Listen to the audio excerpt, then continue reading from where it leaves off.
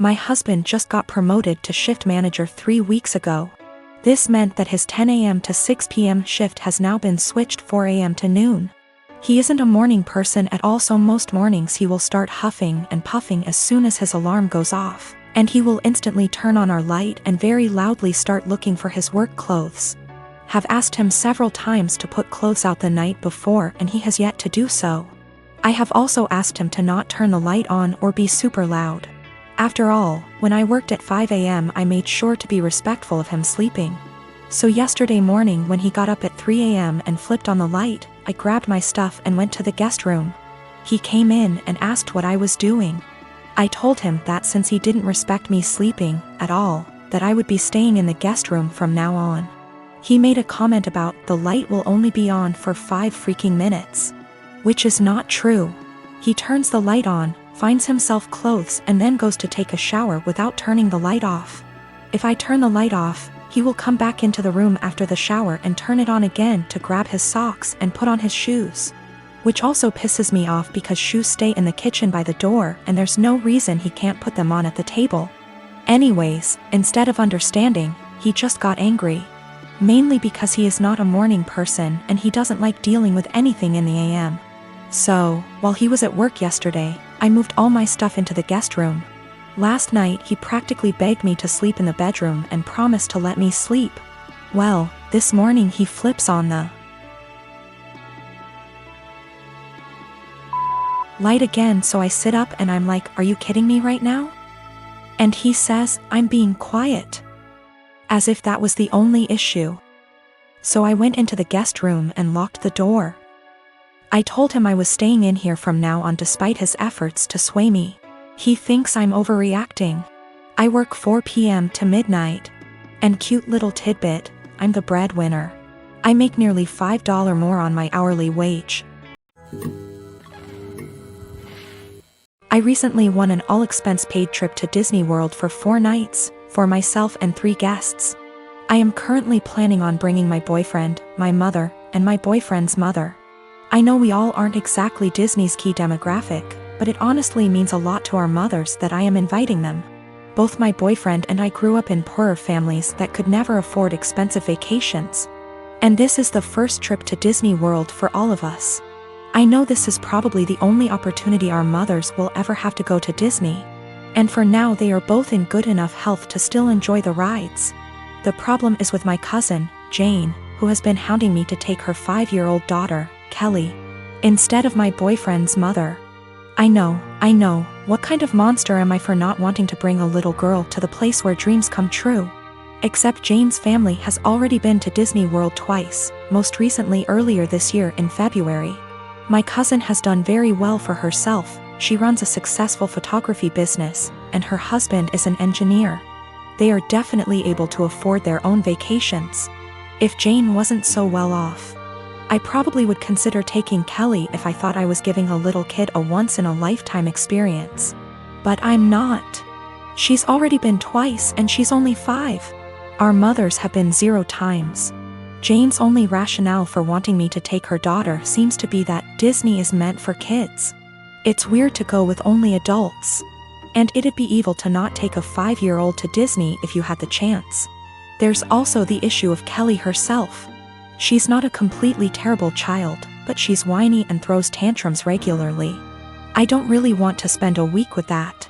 Also, what if she gets homesick? What if she gets actually sick? What if she gets lost? I'm not a parent myself and I would have no idea what to do in those situations. I also don't want to saddle my mother with the responsibility of caring for her. I babysat Kelly before, but only for a few hours at a time. I'm not sure why my cousin is even comfortable with the idea of me taking her child 3 states away. We are in North Carolina, so it's not like Orlando is just a short drive down the road if something happens. I tried telling Jane I'm not comfortable bringing Kelly, and she just said this is a good opportunity to find out what being a parent is like. What? She's almost acting like I'm not serious about not bringing Kelly, and I'm just pretending I don't want to bring her. It's really weird. Jane and I have always been very close, like we are sisters. And I'm afraid this has the potential to ruin our relationship once it comes to a head. What is the best way to tell her no without sounding like an evil child hater, or am I being selfish for not taking a kid to Disney? My boyfriend and I have been studying together at university, and while he is studying part-time, working part-time and engaging heavily in his amateur acting career, while I am studying full-time and working part-time, we share one subject at uni together. On top of this, he is trying to pick up another hobby while looking after his grandfather who is in his final stages, in a nursing home. As you can imagine, for the past 6 months he has very little time to cut out of his week to spend with me. None, in fact. I have been fine with this for the most part. I have been driving 45 minutes 3+// times a week to get to his house so we can steal a few hours together, but he doesn't have time to spare. This is an inconvenience I can live with. However, he has been asking me to do a lot of other things too. He has frustrated me multiple times with demands that I visit his grandfather, who does not recognize me, for 2 hours, which turns into 4.5 hours, or help him with a family matter, which lasts 5 hours or so. Every time this happens, he promises he will drive me home. And every time he says he doesn't have time anymore and I need to catch the train home, 1 hour plus walking. I have spoken to him about how this is unfairly affecting me, and he seems to take it on board, but just forgets again the next time he needs something. After forcing me to spend $600 plus on his best friend's destination wedding, the weekend before we both had 2 major exams due, he demands that we switch our exam times because he didn't spend enough time studying and he needed the extra day. I concede and he squanders his spare day sleeping because he needed it. I take my classes very seriously and I feel very over by his demands. I understand that family matters / best friends are important things, but he has eaten into hours and hours of my study time, and my grades are dropping.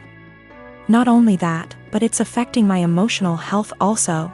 I have expressed to him that it is affecting me badly, but he tells me I'm being very unsympathetic and selfish. What's more is that I have about $10,000 in savings. He recently became aware of this and has demanded that I help him pay his bills because we're a team, he is broke. I helped him with a few, but drew the line after $500 because he is very irresponsible with money and there's only so much I can pour out before it seriously affects me. He is also demanding that I give him access to my bank account because we are in this together. And he wants to marry me one day, so we should start sharing now. I don't really know what to do.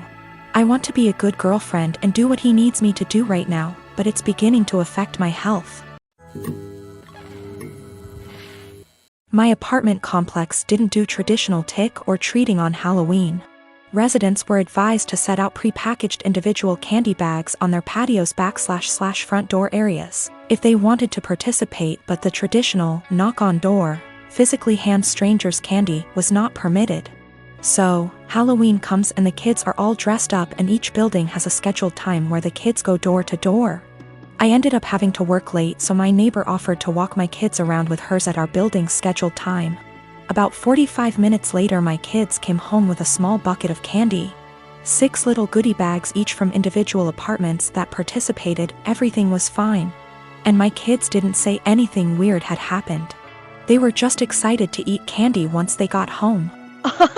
The next day I took my kids to the park directly across from our apartment complex. My neighbor was there with her kids as well.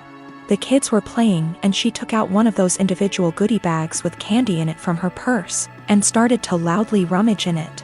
She ate several pieces of candy and my daughter eventually noticed.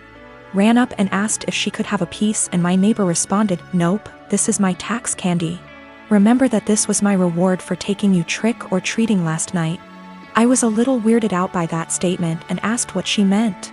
She said that since she is the one who had to take the kids out, she took 5 bags from each of my kids as a tax. Her son then chimes in and said, "You only took 2 bags from us." She responded with, "But I'm your mom. I was doing OP a favor so they get a higher candy tax." I was thinking about how to respond when I noticed that she was holding a Starburst candy and decided to just smile and nod and go back to watching my kids. I let her continue to finish off the bag of candy and then said, "Hey, aren't you vegan? You know a lot of those candies are made with animal products, right? I explained what gelatin was and how a lot of those candies are made with it. She was horrified, Googles it, and then told her kids that they were leaving. She said something about how she was going to be sick and stormed off. Now she's giving me dirty looks every time we see her and won't let her kids play if she shows up at the park and we are there. My husband thinks I'm an asshole cause I should have either not said anything about the gelatin or said something right away when I noticed.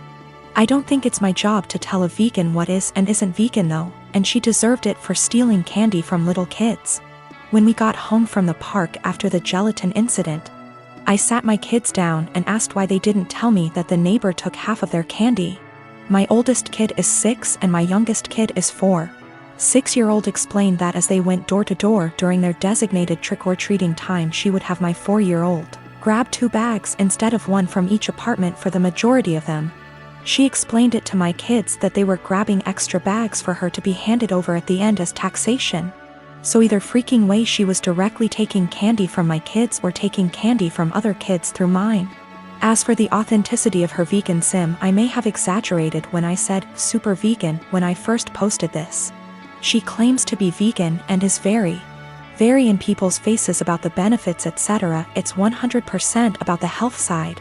She brags about veganism curing cancer, diabetes, even some mental health issues. I have never once heard her talk about the benefits for animals. She also sells herbal tea products, customized gym clothing, etc. So she totes a pretty big vegan lifestyle. If that makes sense. Now for the gelatin. She knows what gelatin is, she knows what it's made out of, she knows that there are obvious things that she can't eat. But she had no idea that a lot of candy specifically had gelatin apparently. When I told her that they had gelatin in it, she knew what gelatin was but Googled the candies to see if I was correct. I think she is either really dumb or she eats non-vegan stuff all the time when no one's watching, and had to pretend to be horrified about it at this point. Cause a lot of you guys have pointed out that you literally can't be vegan and not know these things. I'm not vegan, I'm not even freaking vegetarian, and I know these things.